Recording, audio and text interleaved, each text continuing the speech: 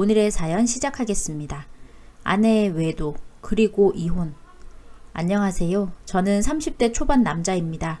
너무 답답하고 힘들어서 이렇게 글을 쓰게 되었네요. 저는 이혼소송, 상간자 소송 등을 진행하고 있습니다. 제가 이혼을 하게 된 것은 아내의 외도였습니다. 물론 외도뿐만 아니라 여러 가지 문제들이 있었죠. 어떻게 이야기를 풀어야 할지 모르겠어서 아내의 외도 이야기부터 할게요. 저는 4살 연상인 아내의 남편이었습니다.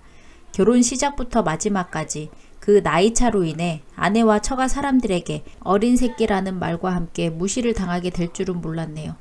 외도의 이유와 지금까지의 말과 행동들, 전혀 나이로 사람을 무시할 사람들의 행동으론 생각이 들지 않네요.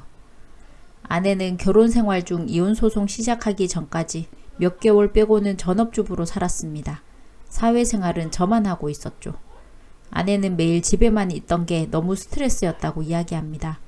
여러 취미활동, 좋아하는 것들, 보고 싶은 것들을 해보라고 권유했었습니다. 하지만 아내가 게임을 시작했고 동적인 활동이 여러모로 게임보다는 좋을 듯하여 밖에 나가 친구들을 만나라고 이야기를 하곤 했었죠. 그럼에도 아내는 하루에 적게는 4시간가량, 많을 때는 8시간에서 9시간가량을 게임에 몰두하였고 심각한 게임 중독 증세가 보이기 시작했죠. 문제는 게임으로부터 시작되었습니다. 게임을 하느라 집안 살림이 점점 개판이 되고 아이가 열린 문으로 나가 없어져 가슴을 쓸어내린 적도 있고 아이들에게 매일같이 인스턴트 푸드만 먹이고 저에겐 그렇다 해도 아이들에게까지 너무 소홀해지는 것 같아 걱정이 많이 되었죠. 또 아내가 어느 순간부터인가 이어폰을 끼고 게임상의 친구들과 대화를 하기 시작했죠. 물론 대수롭지 않게 생각하였고 아내가 스트레스를 풀기 위함이니 별 신경도 쓰지 않았죠. 그러던 어느 날부터 아내가 게임에 집착하면서 이어폰을 낀 상태로 잠이 든다거나 밤에 평소 속옷만 입지 않던 사람이 속옷만 입고 있는 경우 새벽마다 잠에서 깨면 아내가 누군가와 통화를 하는 일이 잦아지기 시작했죠. 물론 심각하게 생각하지는 않았습니다. 결혼 생활 내내 전화, 문자, 카톡 전체를 매번 전부 지워놓고 무음으로 해놓고 다녔지만 의심하지 않았었죠. 하지만 어느 순간부터 하지 않던 행동들을 아무렇지 않게 행동하여 의심이 강하게 들기 시작했습니다. 의심을 해소하고자 정중하게 핸드폰을 보자 아내에게 부탁하였지만 매번 성질을 부리며 이혼하자 대뜸 이야기하는 아내가 무서워 아무런 확인도 하지 못한 채 그렇게 시간이 흘렀습니다. 그러던 중 처가에서 식사 자리가 있었고 성질 내에 의심이 강하게 들기 시작했죠. 그래서 다투게 되었고 결국 핸드폰을 보여주는데 보여주는 둥 마는 둥 하고 보다 보니 하트 표시로 저장되어 있는 이름이 있더군요. 큰 다툼 끝에 해당 내용에 대해 보게 되었는데 내용은 사랑한다, 보고 싶다, 이혼하겠다, 이혼해라 등등 영상통화를 하던 내용 등 더욱이 외도를 걸렸을 때 저에게 미안하단 말도 없이 오히려 적반하장으로 이렇게 됐으니 그냥 이혼하자고 이야기하더군요. 이혼하자 요구하면서 바람핀 상대와 잘해보겠다 이야기하면서요. 처음에는 믿기지 않았습니다. 아니, 믿고 싶지 않았습니다. 한편으로 멍하기도 하고 너무 슬퍼서 그런지 오히려 아무렇지도 않은 느낌이 들었네요. 결국에는 게임으로 인해 바람피는 상대를 만났고 그놈과 게임도 같이 하고 영상통화, 폰섹스, 카톡, 문자, 전화 등 제가 같은 집에 살고 있는데 대놓고 바람을 피고 있었습니다. 그걸 전 병신같이 몰랐고요. 너무 많이 믿고 살았나 봅니다. 그렇게 다툼과 타협이 공존하는 시기를 거치면서 전 바보같이 아내를 용서해주겠다 100번은 넘게 이야기했죠.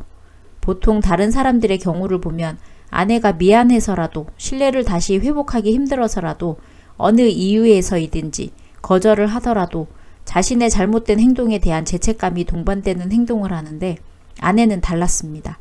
오히려 본인의 행동이 정당한 행동이며 조금 감정 상하는 일들이 쌓이면 당연하게 가정을 내치고 외도하는 게 맞다는 기적의 논리를 주구장창 늘어놓더군요. 더불어 이 과정 중 아내에게 폭행도 수차례나 당하였고 흉기로 상처까지 입는 일들이 생겨버렸죠. 너무 무서워 경찰에 신고하였지만 남자가 폭행당했다니 그 미심쩍은 태도 그리고 그래도 아내이기에 사랑했던 사람이기에 실수로 그런 것이다 감싸는 저의 거짓 진술 모든 게 다 제 탓이었던 것 같은 상황들과 착각에 빠지기 시작하고 경찰서에서 가정폭행 피해자 조사를 받을 때도 형사님이 이야기하시더군요. 아내를 사랑하는 마음과 정 때문에 결단 없이 행동한 결과라고요.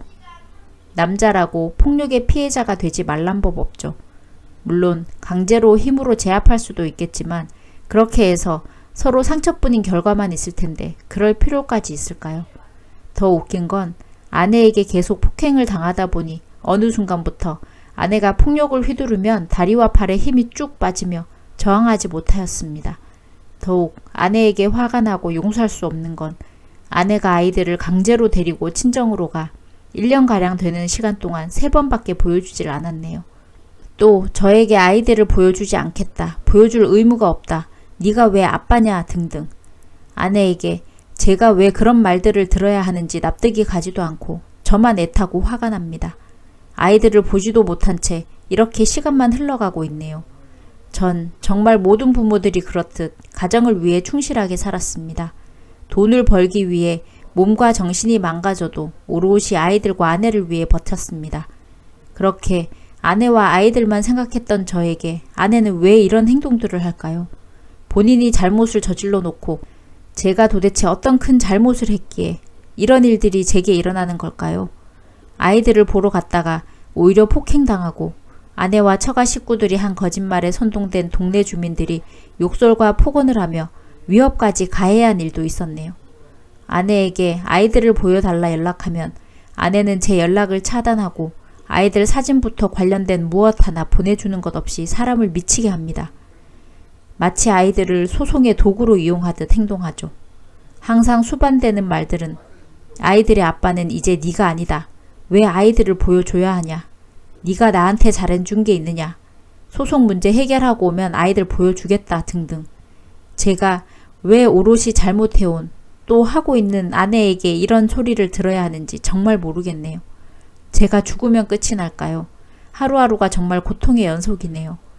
얼마 전 종영한 불륜주제 TV 드라마 저에게는 2차 가해일 뿐이더군요. 아내 또한 본인은 상황이 거지 같다고 이야기합니다. 그냥 거지 같은 것 뿐이겠죠.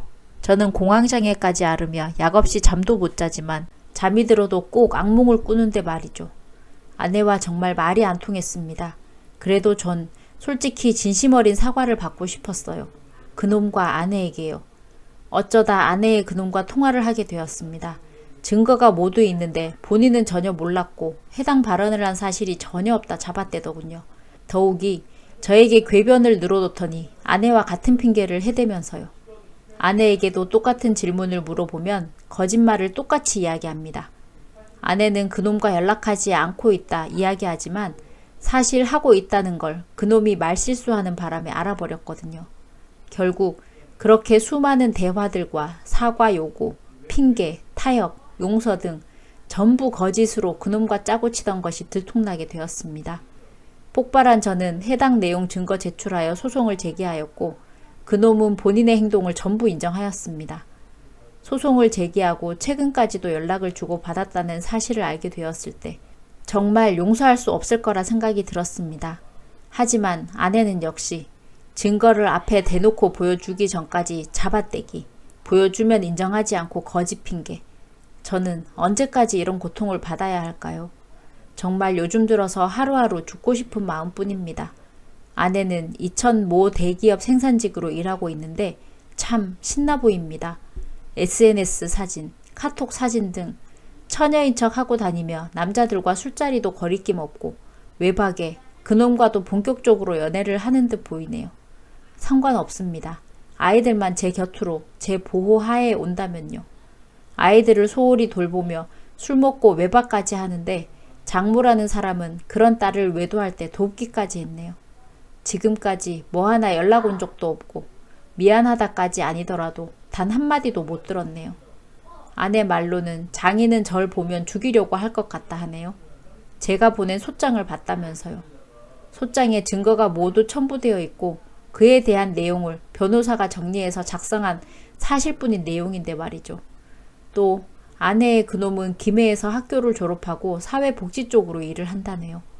어떻게 가정을 파탄내고 윤리, 도덕의식을 강조하는 직업을 가질 수 있는지 의문이네요.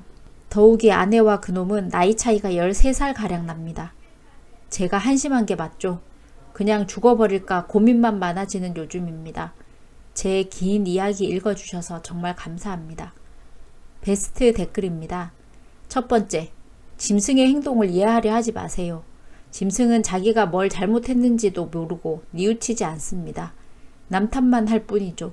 절대 마음 약해지지 마시고 독하게 마음 먹으세요.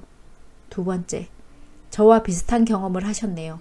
전 다행히 아이는 없어서 1년 만에 이혼을 했습니다. 가정 소홀로 법원에서도 제 손을 들어줬고요. 혼인 전 마련했던 집, 살림, 온통 혼전 제가 마련했던 터라 위자료 없이 이혼했습니다. 지금은 재혼해서 아이 낳고 행복하게 살고 있습니다. 전처는 들리는 소문에 여러 남자 거치다가 지금 막장 인생을 살고 있다고 하더라고요. 남자, 여자, 바람이 다른 이유는 남자는 그냥 즐길 수도 있지만 여자는 가정이고 아이고 없습니다. 바람 나는 순간 그냥 끝이에요. 되돌릴 수는 없습니다. 남자한테 결국 팽 당하고도 한다는 말은 나는 그를 사랑했어 정도입니다. 정신 못 차려요. 빨리 이혼하시고 새 인생 찾으세요. 세 번째, 죽긴 왜 죽나요? 복수해야죠. 네 번째, 안녕하세요. 님의 글을 보니 90% 이상이 저랑 똑같습니다. 현재 저의 경우에도 아내가 게임에서 사귀더니 현실까지 연락하며 지내다 저에게 걸렸는데요. 그 이후 전 용서를 해줬고요. 이틀 뒤 또 그 남자 주변 포함해서 대화를 하다가 또 걸렸고요. 현재 가출을 이혼 소장을 보낸 상태입니다. 아내는 지금 보름 정도 아이들 데리고 가출한 상태이며 제 번호 차단, 처가댁 다 차단 상태입니다. 10일 후 첫 메시지가 생활비가 필요해 라고 문자가 와서 생활비 넣으며 아이들에 대해 물어도 다 쌩깝니다. 그 후 이혼 소장 도착 후 또 한 번 생활비 필요하다고 연락이 왔으며 아이들 사진 4장 보내며 아이들 생각한다면 돈 좀 보내라는 내용이네요. 참 아이들이 무기입니다. 무기. 본인에게 창과 방패로 쓰이고 있지요. 증거와 추적을 통해 지금 준비 중이에요. 어떻게 잘 해결되셨으면 좋겠네요. 정말 저와 비슷합니다. 다섯 번째, 게임에 빠지고 바람피는 인간들은 남녀 불문하고 행동 과정이 한결같다는 사실이 놀랍다. 쓰레기는 쓰레기일 뿐 버려야 산다. 오늘의 사연은 여기까지입니다.